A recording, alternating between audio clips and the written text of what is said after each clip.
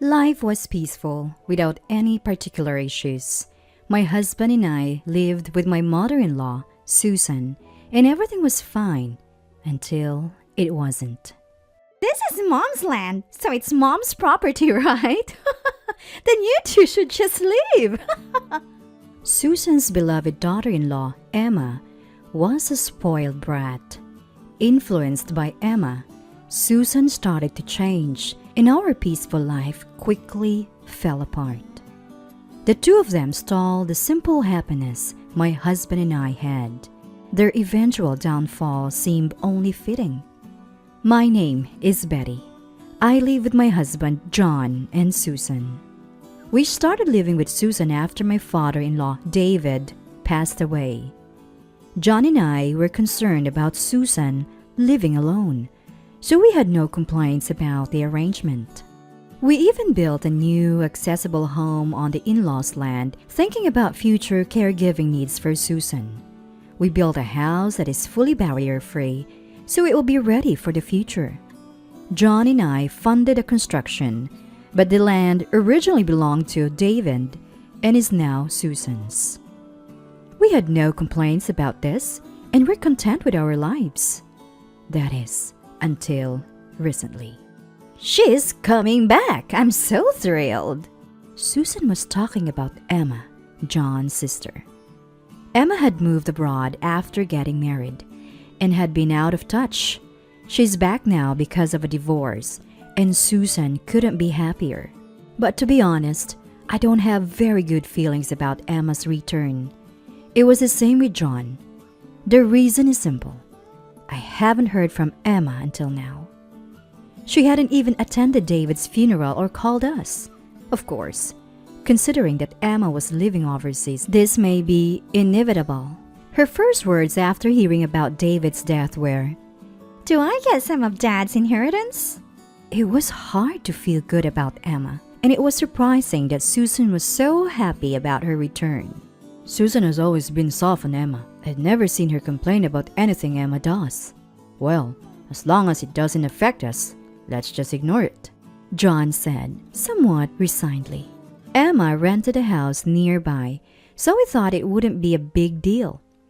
I was concerned about Susan, but since Emma hadn't done anything directly to us, we decided to go along with John's opinion.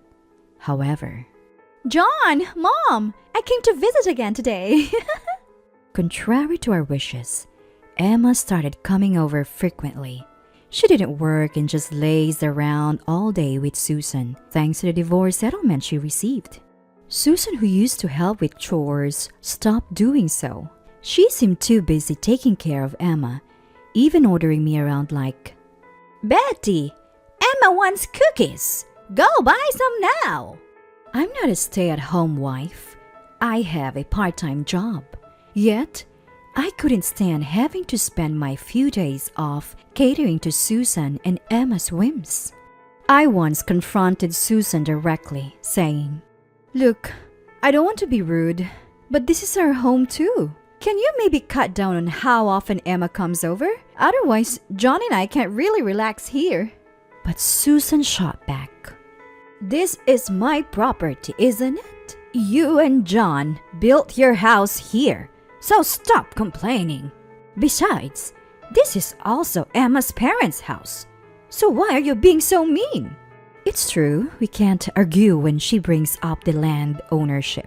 So we've just been ignoring the situation with Susan and Emma. Neither of them listens to John's complaints. Either they do whatever they want.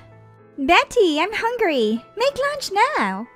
Emma says this like it's a given, and if I don't move, "Betty, hurry up. Didn't you hear Emma says she is hungry?"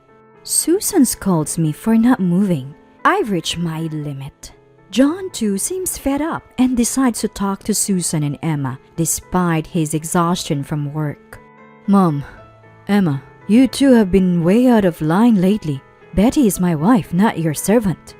John sternly addresses the two of them in the living room. But Emma retorts, "Well, this is my parents' house, right? What I do here has nothing to do with you, bro." "Besides, Betty is family. And family helps each other out. And Susan chimes in. Exactly. Emma just got divorced and is tired. Stop complaining. Emma has been back for weeks now and apparently is still tired, even though she doesn't work and mostly stays at our house. I'd love to know what she's so tired from. John is also at a loss with their unrepentant attitudes. It must be incredibly stressful. This may be Emma's parents' house, but it's also mine and Betta's home. Emma, you have your own house, right? Both of you are old enough to stop being so spoiled. But they both look displeased. They act as if they shouldn't have to hear this, saying things like, "It's weird to have to be considerate in your own parents' house." Or, "Emma will always be my adorable daughter." It's all complaining. John, realizing that talking won't help, raises his voice. I hate to say this, but this is the house that Betty and I built. We may not own the land, but we pay the property taxes. If you keep things up, you'll have to leave. Susan, who usually claims the land as her own, is finally silenced. But Emma says, "You'd say that about your own sister's parents' house? You're the worst, bro. Don't blame me for what happens next." And she storms out. Susan leaves after getting a message from Emma. After they're gone, John says, Sorry about that. It's awkward. But Mom will probably come back soon. We can talk it out then. We agree to wait for Susan's return, but we never imagined Susan and Emma would take such drastic actions. A few days after Susan followed Emma, John and I were living peacefully. Then suddenly, a ton of packages arrived. Confused as we hadn't ordered anything, Emma and Susan show up. "We decided to make this house ours. You guys need to leave now." John and I are dumbfounded. Did they forget what was said when they were kicked out before? When we tell them there's no way we're giving up our house, they say, "Then pay rent to Mom, who owns the land. $3,000 a month. If you can afford that, you can stay." I couldn't believe what I was hearing. No way. This is just too much. We're the ones who built this house in the first place. Why should we have to pay rent to live in a house we built ourselves? As John and I are left speechless, Emma, misunderstanding the situation, continues with a smug look on her face. "Just so you know, you don't have any say in this, okay? This land belongs to Mom, so we could tear this house down if we wanted to. But that would be inconvenient for you, wouldn't it?" She says, pressing us further. There's no way such a ridiculous proposal would fly, and tearing down the house would ultimately backfire. While it's true that the land belongs to Susan. If the landowner has complaints about the house, it's not entirely out of the question. I rack my brain for a solution, but I'm not well versed in law, so I come up empty. What should we do? That's when I was alone with my head in my hands. John suddenly says, Fine. If you want this house, we'll leave. He says this to Susan and Emma. I can't help but control John. "Wait, John, are you serious?" John reassures me. It's okay. And continues speaking to Susan and Emma. Even if we do leave, we haven't decided where to move yet. We need time to prepare for the move. It would help if we could stay at Emma's place in the meantime. Ignoring my concerns, John continues talking with Emma and Susan. Eventually, it's decided that we will leave this house within a week. During that time, Susan and Emma will live in Emma's current house. Feeling pleased that John complied more easily than they had expected, Susan and Emma say, "Well then, hurry up and leave!" and head home with smiles on their faces. I'm not in the mood for laughing, not even a little. Why did you make this decision without consulting me? As soon as Susan and Emma leave, I confront John. I can't let this slide. John apologizes with a regretful look on his face. Betty, I'm sorry, but I thought we'd be in a bad spot if we didn't do this. He apologizes to me and explains his reasoning. I can't just laugh off what John is saying as nonsense. The truth is, neither Emma nor Susan showed any signs of remorse, and we have no way to oppose them openly since Susan owns the land. Even if we could secure the rights to the house, we'd still have to live with Emma, and the rift between us and Susan and Emma has only deepened, making life even more difficult. To endure their whims for the rest of our lives as a couple, I can't accept that. We'd break before they do. I somehow understand John's point, but we only have a week until we have to move. It's hard to switch gears, but faking cheerfulness is better than this gloomy atmosphere. So, I muster up a bright voice and ask John, I get what you're saying, John. I can't agree, but I understand. So, what's the plan? Do you have a new place lined up? John immediately replies, I thought something like this might happen ever since Emma started hanging around. I know a place we can rent, so we won't need a full week to move. I wish he'd told me that sooner. My minor complaint vanishes with his assurance that he didn't want Susan and Emma to catch on. He adds, But I don't want to just hand over the house. We've got stuff to do before we leave. It's going to get busy. I didn't have the energy to respond to John's enthusiasm. A week later, our move is complete, and we've contacted Susan. We're ready to move out, so come over as soon as you can. Within an hour, Susan and Emma show up. They're both footloose, probably because they don't work, and no doubt thrilled that the house will soon be theirs. They arrive almost dancing with joy, but when they see the house, they're utterly shocked. Well, it's no surprise, because... Why is the house gone? Yes, the house they were planning to take from us today is gone. What's going on, big brother? Why is the house gone? Explain! Emma is freaking out and Susan is still in shock behind her. Ignoring Susan for a moment, John answers Emma's question. Why? Because it was our house, so we demolished it. What more is there to say? John says this with a cool expression. Emma, on the other hand, raises her voice, her face turning red. That's not the point. This land belongs to Mom, right? That means the house built on it is also Mom's. How could you demolish it without permission? John laughs out loud at Emma's furious rant.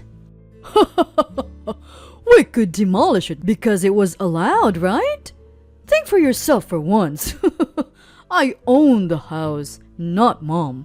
We'll hand over the land as promised. No complaints, right? Emma is at a loss for words at John's response. Finally, Susan speaks up. This is too much. Are you telling your own mother to live in a place like this? We have nowhere to go because Emma already moved out. Facing Susan's outcry, John looks at her with a cold gaze. What are you talking about? You were planning to do the same to us. If I hadn't asked for time to prepare for the move, you would have kicked us out immediately. Why should we give up our house for people like you? Enough with the selfishness. At John's words, both Susan and Emma look down, their faces turning pale. There's nothing wrong with what John said, so it's only natural they can't agree back. What they tried to do to us has simply come back to haunt them. What goes around comes around. Even a child knows that. Just when I thought Susan would keep looking down, she raises her face to look at me. What do you think, Betty? This can't be right, can it? Tell John. Susan pleads and Emma chimes in. Yeah, you guys found a new place to move to, right? Let us live there with you. You think that's fair, don't you, Betty? They're saying things that make no sense. I decide to give them a reality check. As we've said multiple times, that house was ours. We agreed to demolish it, so there's nothing I can do for you. Stunned, they listen as I continue. Besides, why would we let you into our new home? Both John and I have been put through the ringer by you two. You tried to take our house using the land rights as leverage. If you take someone's house, you can't complain if yours is taken. I think this empty land is more than enough for the two of you. After telling them that, John and I left a devastated Susan and Emma and returned to our new home. After losing their home, Susan and Emma found themselves saddled with property taxes, which we had been covering until now. But it only makes sense that they take on this responsibility. The land Susan inherited from David is in a prime location, so the property taxes are steep. To make matters worse, Susan only has her pension, and Emma is relying solely on her divorce settlement. I've heard they had no choice but to let go of the property because they couldn't keep up with the taxes. Now they're renting a place, and both have had to find jobs. Their lives are a far cry from the entitled days when they used to mooch of us. As for John and me, we did have to sell our home, but thanks to John's connections, we moved into a fairly spacious new place. It feels smaller compared to our previous home, but it's more comfortable now that Susan and Emma are out of the picture. The stress has lifted, and our relationship as a couple has greatly improved. In the end, it seems Susan and Emma were never really family to us. Looking ahead, John and I will probably have children.